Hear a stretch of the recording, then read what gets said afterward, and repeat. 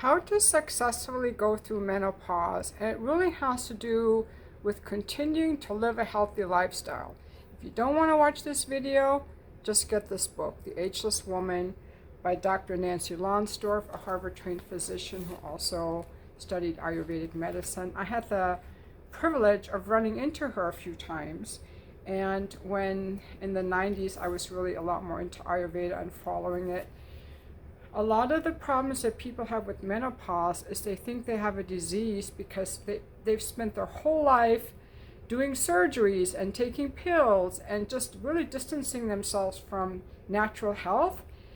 And when the shift comes in menopause, it reveals the underlying imbalances which were covered up by the estrogen. So let's get into this a little bit more. First of all, menopause is natural. Okay, this change is programmed into our bodies. It's just part of our natural lifespan. So, but it is true that hormonal shifts do cause discomfort in women, like getting more moody when we have our periods, having discomfort during menopause. Those hormonal shifts are uncomfortable, but they're temporary. They're temporary. Other times women have hormonal shifts at puberty, morning sickness during pregnancy, the baby blues after delivery, and menopause with its symptoms of changes in body temperature, mood shifts, and sleep interruption.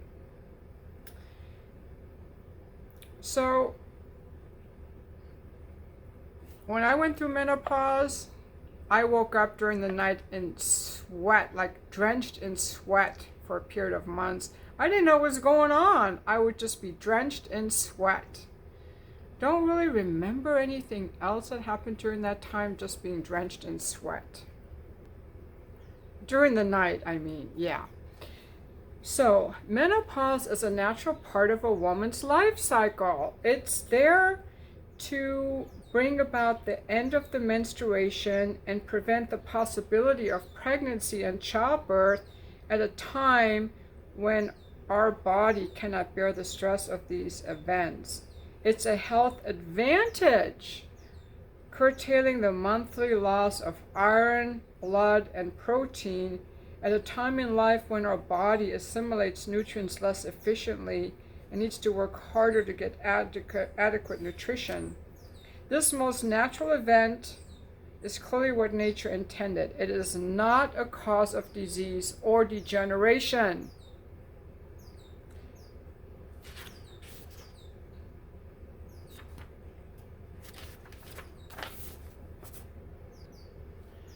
The prevalent medical belief that falling estrogen levels are solely responsible for all the symptoms we currently attribute to menopause is a mistake.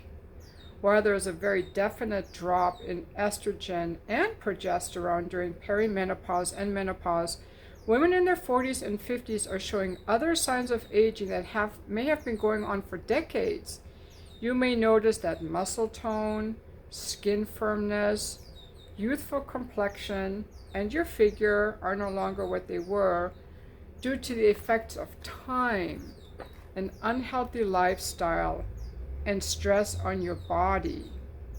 For many women, age 40 marks the onset of a noticeable slowing of metabolism and digestion, particularly if they are sedentary. Oh, I can vouch for that. Around the time I turned 40, the amount of food I could eat dropped in about half. Because before I could eat chocolate and ice cream, I would never gain a pound.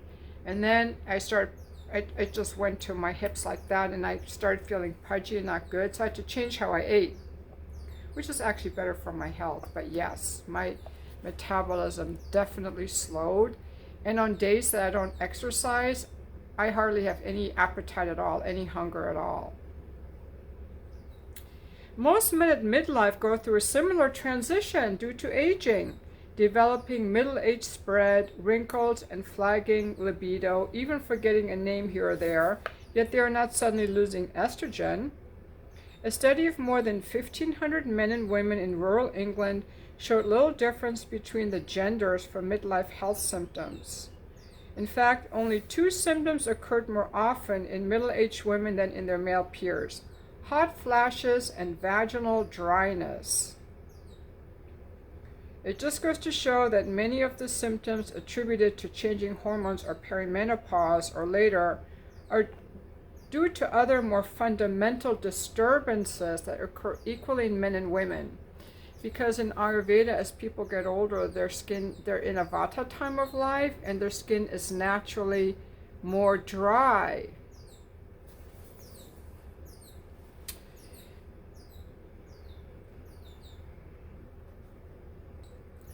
In tribal and rural India, women living simple, low-stress lives rarely have menopausal symptoms. Isn't that interesting? Physical exertion and a diet of fresh foods, especially wild yam, grains such as quinoa and amaranth, and spices with estrogenic effects all have a modulating or balancing effect on fluctuating hormone levels. I have noticed that when Indian Ayurvedic physicians come to the West, they are usually very surprised by the many reproductive problems Western women have, including menopausal symptoms, including perimenopause. I'm going to reread that. Blooper.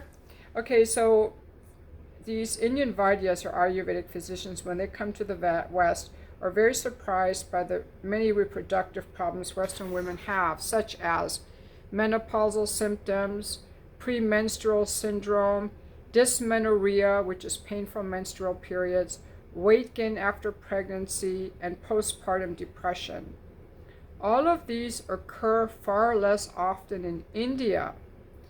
Even in our own culture, not all women experience menopausal symptoms or complications. One study found that 1 out of 5 women does not experience hot flashes at all. It's also important to remember that not every woman gets osteoporosis or has a heart attack, yet every woman goes through menopause. If menopause alone caused these problems, then every woman would have them. This leaves us to ponder the possibility that health problems at midlife and beyond are due to something other than declining estrogen. So what does cause them? According to Maharishi Ayurveda and today's more enlightened medical experts, these diseases are primarily due to the cumulative effects of unhealthy lifestyle habits during our entire premenopausal lives and are only partially aggravated by shifting hormones when perimenopause and menopause arrive at our doorstep. The best academic medical minds in our country are coming to realize that drugs and hormones cannot replace what years of poor lifestyle have destroyed. In light of recent evidence, it seems foolish to rely on drugs and hormones to magically grant us healthy golden years, including freedom from heart disease and osteoporosis.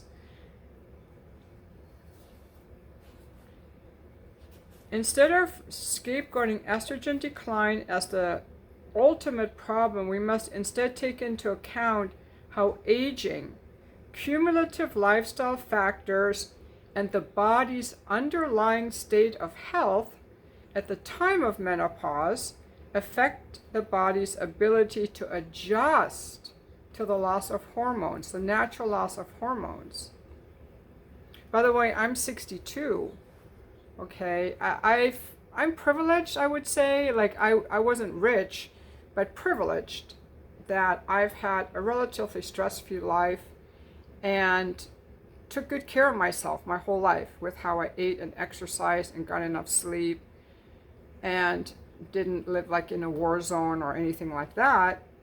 So I'm just an example of what's possible. Could it be that if the body maintains a healthful balance as nature intended, then it will more readily adjust to a change in estrogen levels? That is the upbeat prediction of Maharishi Ayurveda across the millennia. I have seen it verified over and over again in my own clinical practice. So when it comes to choosing a natural, healthy approach to menopause, women today are faced with a mind-boggling array of treatments, therapies, and prescriptions, enough to confuse even the most well-informed.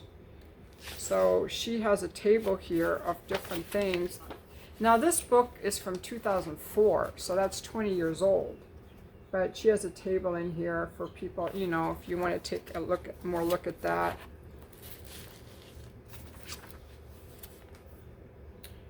So there's just a lot here, and I've never really researched the hormones, and this book is 20 years old, so I'm just going to go right into what she says is the main factor that women experience isn't really the loss of estrogen, it's the dryness that comes with aging.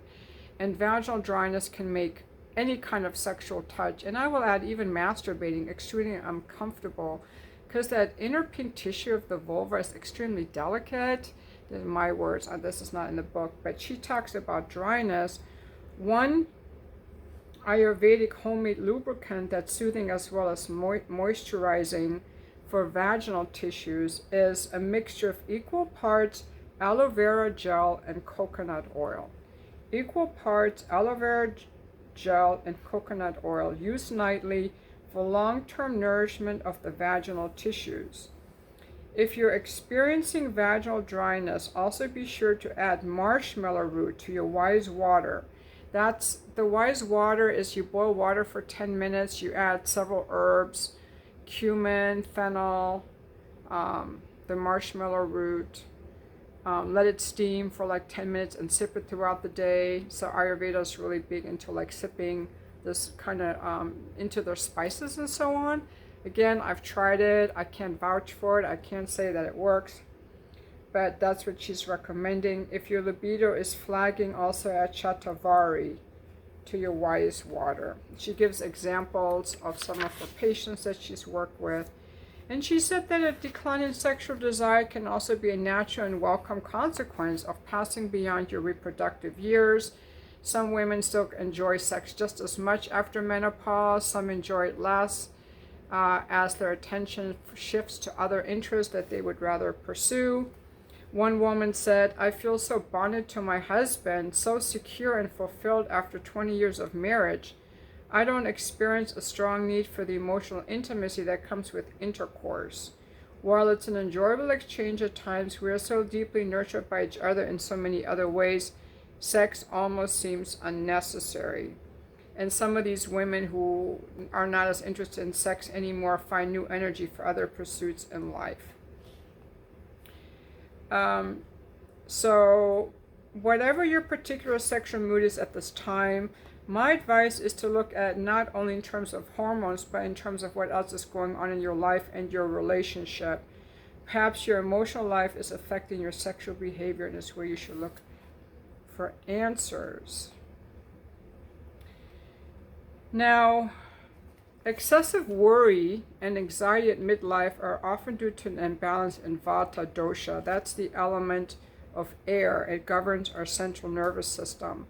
When Vata gets disturbed as a result of too much activity, frequent travel, excessive exercise or overwork, or other factors such as lack of sleep, irregular eating, excessive caffeine, you can become vulnerable to Vata symptoms in mind and body, including worry, anxiety, and even panic attacks. So that's a lot of what Ayurveda is about, balancing your body, the principles of water, air, and fire. Pitta dosha is the fire, and water dosha is kapha. And so there's a lot more in here. Pitta and balance, mood swings, pitta and your emotional heart, how balanced is your emotional heart, herbs to soothe your mood. When the blues have a hold on you, walk in nature, especially in cool environments, in the rising sun. Walking into the rising sun can knock out depression and nothing else seems to shake. The rising sun and fresh morning air filled with prana have a revitalizing effect on the emotions, as opposed to the setting sun, which tends to cause tiredness. If you can awaken early enough, take a walk into the rising sun, letting its light fall on your face, chest, and abdomen. These are the areas where negative emotions can become blocked and accumulate. So, I mean, there are just a lot of tips in here, but mostly what I wanted to say is that menopause is not a disease. It doesn't have to be really bad. And I think I heard her say, or heard somewhere else, well, we do know that women have more testosterone than estrogen. So men have a lot more testosterone than we do. However, we have more testosterone than we have estrogen. And I think someone said that our adrenal glands make testosterone. And when women have lived a very stressful life, not enough sleep, too much activity, always being busy, not getting enough rest, too much traveling and worrying, we know this increases cortisol. I think we know it's hard on the adrenal glands, and then they can't make the testosterone as efficiently, maybe. So it all comes down to keeping our body in balance, taking time for rest, and doing things that nourish the heart, like walking in the morning sun. I should really do that. One thing I will say too is that women can go to like a pelvic floor therapist. Look that up. I went to one recently to get some advice. She checked me out, and you can have they will do an internal exam, external exam. They ask you, if you have constipation, frequent urination, to go into if there's any tightness or looseness in your pelvic floor area that can cause constipation or frequent urination or blocked urination, that your hips and pelvic floor mobility are relaxed and strong. You don't want to be so tight, but you don't want to be super loose, strong. And she did recommend to me that I use some external estrogen cream, which is not oral estrogen. And I have noticed a big change in my vaginal tissues and my sexual response. So yeah, so that's one thing I started doing a few months ago, that I've gotten a lot of benefits from that. Just that estrogen cream applied externally, a little bit in the vaginal opening, and then it's done twice a week, the cream. And then every day I do apply, I've made a video about this before, the rose balm. It's kind of expensive, but it's really good. It's a very kind of a thick, very rose smelling type of balm that goes on the vulva area, because that area is more dry. And I use Evan Healy products on my skin. I love their products. It's like a serum mixed with hydrosol tonic water. I put on my face. I don't use any chemicals or anything on my face. I know a lot of people use these dermatology products. I don't like to. I like the natural stuff. It smells really good. But I do put that like a vitamin E oil. The pelvic floor therapist also recommend putting a vitamin E oil on my vulva area every day. But I also do something for my feet. I use Burt's Bees, the foot cream at night sometimes, and I put my socks on so that my feet stay really soft and the soles of my feet stay very soft and pretty. And all these things just take an extra minute a day. It's like I don't have a big routine and all that, and I do take cod liver oil. The pelvic floor therapist also recommended that I sip water throughout the day instead of chugging a little, a few times a day, is to sip it throughout the day. And that decreases the number of times of having to urinate, especially at night. So that actually worked too. So that's what I mean, a pelvic floor therapist is a really good resource. And again, I just think just paying attention to how we live our lives. For guys, they get erectile dysfunction if they eat crap because they're blocking their blood vessels with, the bad food they're taking in. So I think that we can age well into our older years if we just eat foods close to the earth, get enough sleep, and keep some joy in our lives, Find out what makes you happy, do joyful things, and just realize that aging is not a disease. So that's my experience with menopause. I'm 62, I have a libido. I've talked to other women who are even in their 70s who are like, my husband, they'll be like, I've been married for 30 years or 40 years and I still love having sex with my husband. you know, and they're just very active, glowy type of women. So it's definitely possible. So if you lost your libido, you might just talk to your body and find out what happened to it, where it went, and also just be aware that any kind of that dryness that our skin gets as we get older, that dryness in the vulva area is really uncomfortable, and then any kind of touch, even masturbating, would just hurt because the skin was dry. So just putting that oil on there is super helpful. There's nothing wrong with putting oil on your skin, you guys. Vitamin E oil, super cheap, easy thing you can do. And the rose balm, I'll show you guys what I have. So I accidentally bought the small jar. I usually get the 3 ounce. It's rosebud.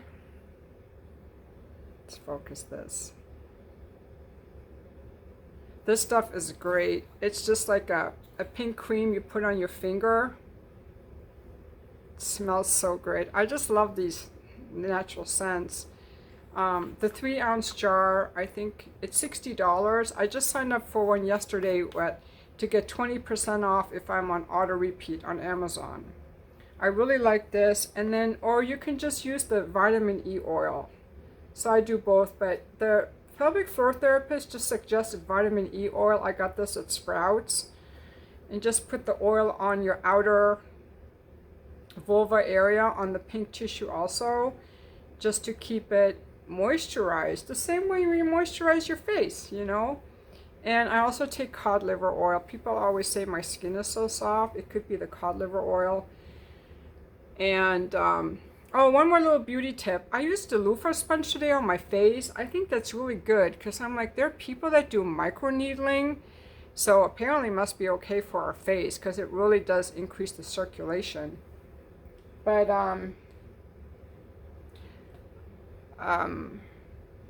yeah. So that's what I wanted to share about menopause. I have talked to so many people who tell me that after menopause they lost their sex drive, and maybe that's because they didn't take care of the dryness. The dryness will knock you out, ladies.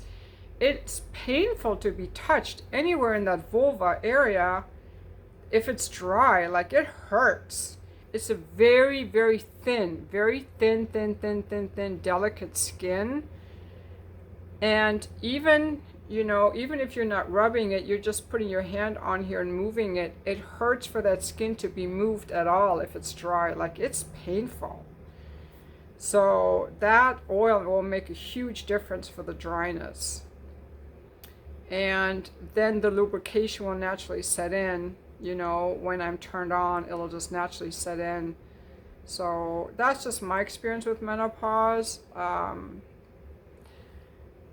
So if you have any tips on your menopause, what has helped you, or resources that you want to share with people, or experiences you've had, or anything at all, remember to keep your comments polite and respectful. You can disagree. And I always like to say, let's write in the comments the same way we would talk to someone if we were talking in front of them. Except, you know, you have more privacy. A lot of times people don't want to share things that they share in a comment on here, which is fine. But I do hide people from the channel constantly, every day, like dozens. If they speak to me with contempt, or, yeah, contempt. Or just get so angry with me, like, doesn't feel good, you know? Yeah, I read the comments and I'm just like, I either give it a like or I hide from the channel. By the way, some of your comments are held up for review for I don't know what reason. I just found a whole bunch of them that I approved, and some of them that I approved show up as published and some of them don't. So that's YouTube for you, okay? Thank you so much for watching my video, and happy menopause, because guess what? I actually had a hysterectomy in my early 40s. I have not had a period since my 40s. I can't get pregnant. No more bleeding on the bed sheets. No more bleeding into my underwear or my white pants. No more cramps. But I still have my ovaries and my cervix, so I could just fuck every day. That's the good thing about menopause. You can fuck every day if you want. I should call this celebrating. I'm going to call this celebrating menopause. What they don't tell you.